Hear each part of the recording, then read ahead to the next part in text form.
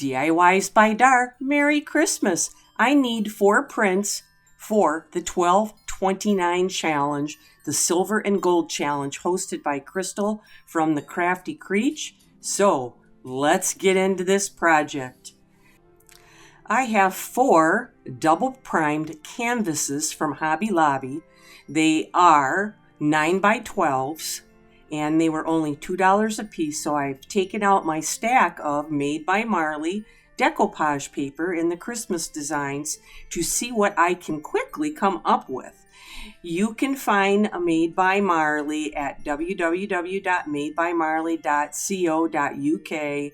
They are on Instagram, Facebook, and YouTube. They have many stockists in the US, but if you can't find them, just go ahead and go to their website.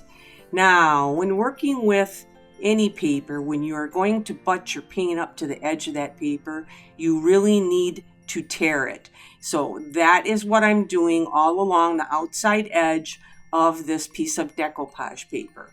It's ready to go. I've got my matte Mod Podge, and I'm going to go ahead and get this on my canvas and get my beautiful Santa Claus affixed to this canvas.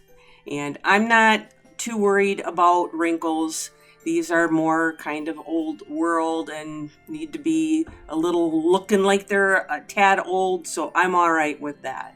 So I usually start with trying to get one end down and slowly will work my way across and lay the piece down and make sure that I get as little wrinkles as possible. But like I said on this, it didn't matter that much.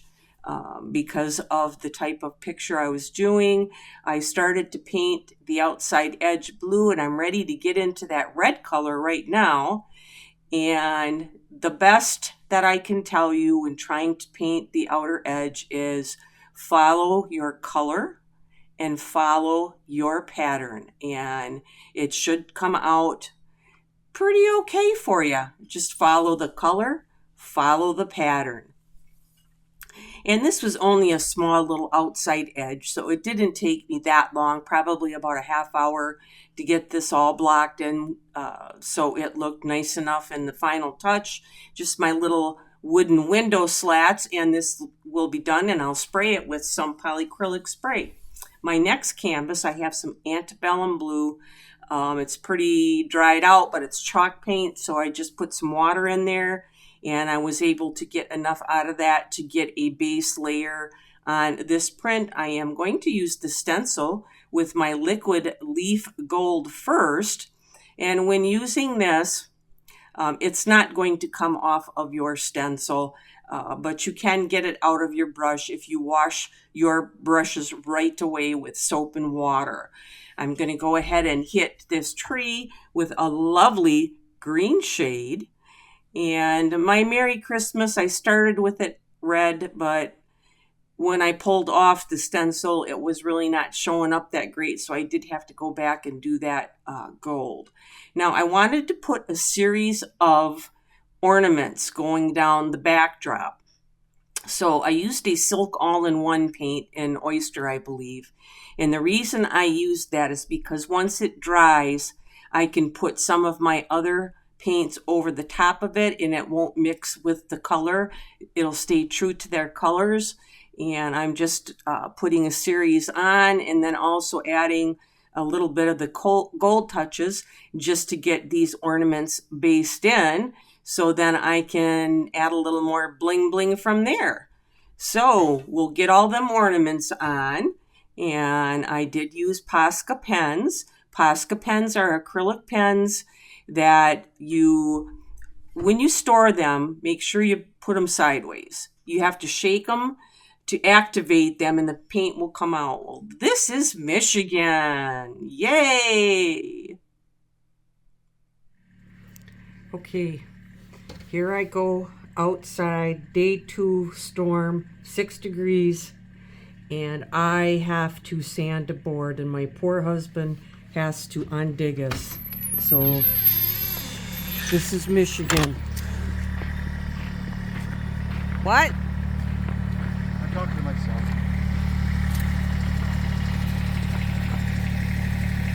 Yeah. Let's get that board done.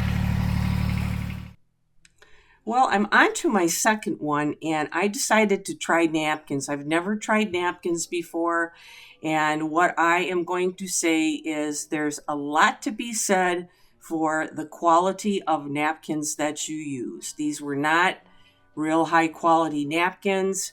I just stuck them down with some Mod Podge, and once I got them in place, I went ahead and I put some Mod Podge over the top of them right away. So it was very much like a outside of a piñata when you get the all the strips of paper on them and paint and tack it down with your glue.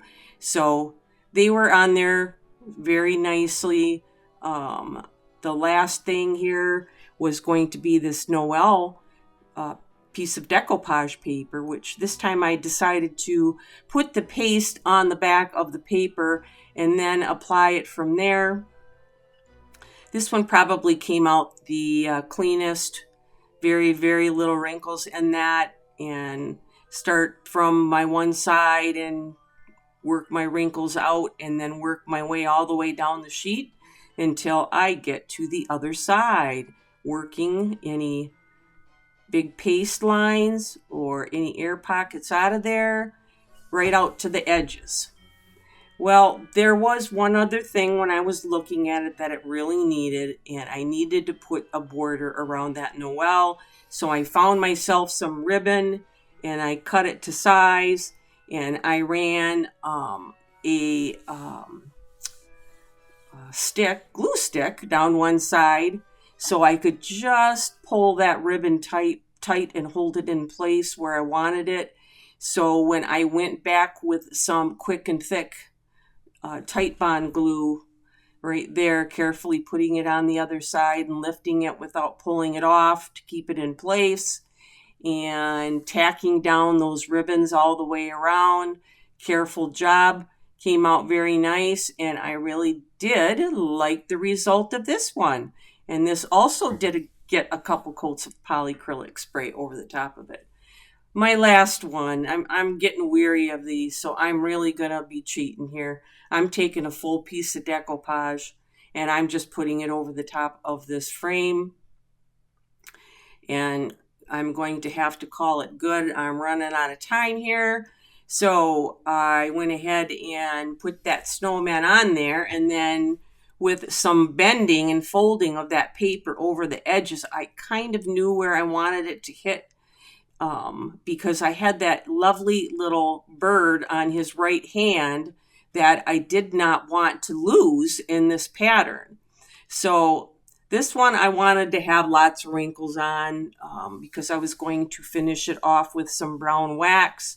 So I was playing with the paste a little bit. I went light on the paste just to see what would happen, and start on one end like I usually do, making sure I get my little birdie on there because I don't want to lose him. He's the cutest thing, and I think that I need a few more things on this snowman just to pep him up a little bit here for Christmas. So we'll get him in place. And I think that I have a couple bird transfers, and I found a bow and a bird for his hat, and then one more for his arm right there I'm going to put on there. So all my transfers are on. I took my Mod Podge again. This time I went over the top of it pretty heavy because I wanted lines and I wanted texture.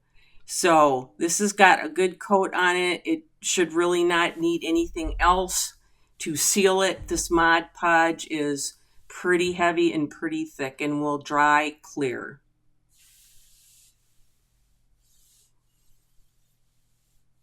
I have just some Annie Sloan clear wax, and I'm just going to go over this first with some of the clear wax, just in case I get a little bit crazy with that brown wax.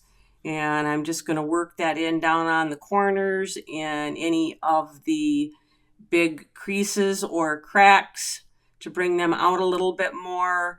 And when I get up towards the center of the snowman's body, I will just rub that in and taper the colors back in. Here's a pretty good wrinkle here, and it's right by my bird. I don't want to obscure him too much, but I want that wrinkle to show up. So I'm just going to go lightly on both sides of that to give it just a little bit of depth and rub that in around my bird, and I will call that good. So this piece is completed. I don't need to put anything else on the top. It should dry and should be fine. So here were my canvases to start with, and I had to think. I need 4 of them. There they are. These are some accessories for my project coming up, not this weekend, but the following weekend. So I want to thank you for watching. Like and subscribe. Catch me on 12/29 for the Silver and Gold Challenge, and these accessories are going on that piece. Now here's a little blooper-de-dooper. Do you ever remember being told a story when you were younger of, it's called The Gift of the Magi? It's about a husband and wife who buy each other Christmas gifts, only to find out that each sold their prized possessions to buy the gift for the other. Mm-mm. You don't remember hearing that as a story as a kid?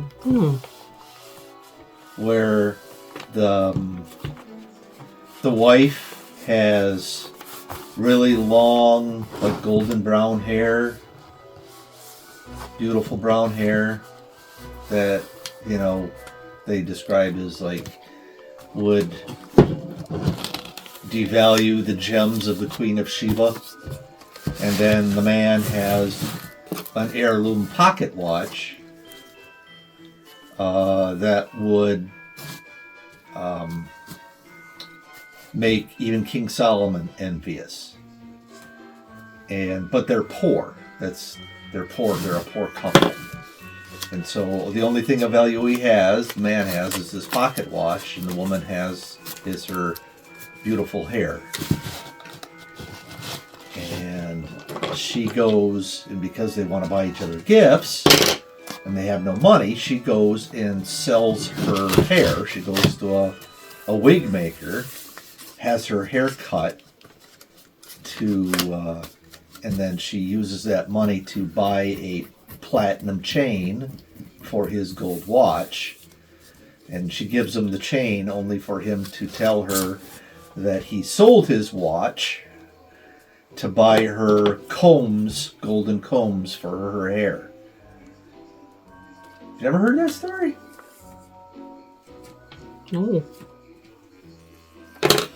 Yeah, I was just looking up the thing on TV talking about the nativity scene. I got into the Magi, and then started reading about the three kings and where all that story came from and why there were 3 kings, based on the 3 gifts and blah, blah, blah. And then it just kept going further and further until I came across that story, and it was like, oh my God, I remember that as a kid. And it was so sad. I remember somebody telling me that story, and it was so sad because they had both given up, their prized possessions for each other in order to buy gifts for each other. So, what was the moral of the story? None, other than that those that sacrifice for someone they love are as wise, if not wiser, than the Magi. That's kind of the moral of the story. Careful. This room's a disaster.